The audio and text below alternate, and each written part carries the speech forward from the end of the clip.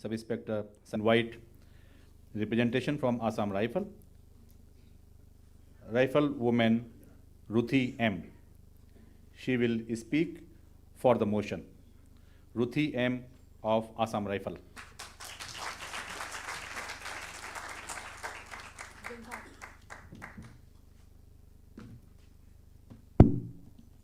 Equality, justice, and freedom for all is the 2023 Universal Declaration of Human Rights theme, which carries profound significance and encapsulates the core principles that the United Nations uphold in its principles to promote and protect human rights worldwide. Ladies and gentlemen, honorable educators, and members of the opposite team, I am Riflewoman Ruthi Vaipe from Assam Rifles, and one with you all by motive to affirm the motion that human rights are independent of duties. Human rights are those rights which are inherent and intrinsic. No society, no government can deny anyone their human rights. It is derived by virtue of humanity or from the principal nature of law. They are not created by any legislation, but they are based on elementary human needs. It is the rights that we have simply because we exist as humans and not granted by any state. By ensuring the inherent nature of human rights, we ensure a just and equitable society that respects the very dignity of our individual. One must be well aware that human rights have evolved back in the 6th century BCE. An evidence of it is the Cyrus cylinder, where the people had every rights and no duties. It was all based on natural rights, which evolved as part of the medieval period or the natural law tradition. To my fellow opponents who are confusing human rights and fundamental rights, let me tell you this.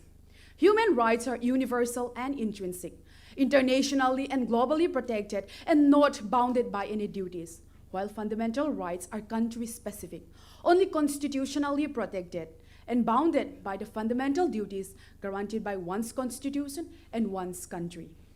The independence of human rights fosters social justice by ensuring that each individual is treated with fairness and equality. To support my statement is the decision taken by the Supreme Court in 2014 when they recognized transgender as the third gender, so that they will be able to enjoy all the human rights like any other citizens without any discrimination. Another example is the action taken by the National Human Rights Commission in Kerala on 29 June 2007, where 5 HIV-positive school-going children were denied entry and sent back from school. It was only with the quick action and corrective measures taken by the NHRC that the said students were readmitted in the said school, where they were able to continue enjoying their human rights, especially their rights to education. Connecting rights to duties may perpetuate inequality and create barriers of justice. The separation of rights and duties ensures that individuals are subjected to arbitrary conditions and coercion. It also hampers the individual's autonomy as it may infringe the independence to uphold the freedom of individual. For example, the rights to freedom of religion is absolutely independent of duties. People have the right and freedom to follow their chosen faith without being required to perform certain duties in exchange for that right.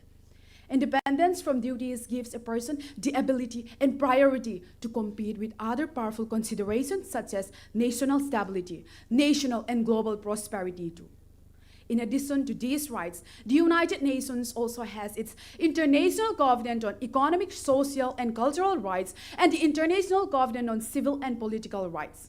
The former focuses on issues like right to life, freedom of speech, religion, and voting. On the other hand, the latter focuses on food, education, healthcare, and living. But the Covenant proclaims these rights for all the people and prohibits discrimination of any kind. In the Annual Human Rights Theme 2023, it says, consolidating and sustaining human rights culture into the future, which is a very important reminder of the role that education and a teachers plays in upholding and protecting human rights. Education, yes, education. Not only education, but quality education has, have, and will always be a crucial tool in building the human rights culture. For when a person is truly educated, they tend to hold onto their freedom of thoughts with a grip tighter than before. It is when an individual could think freely without any bounds to duties that things such as wisdom and global prosperity exist.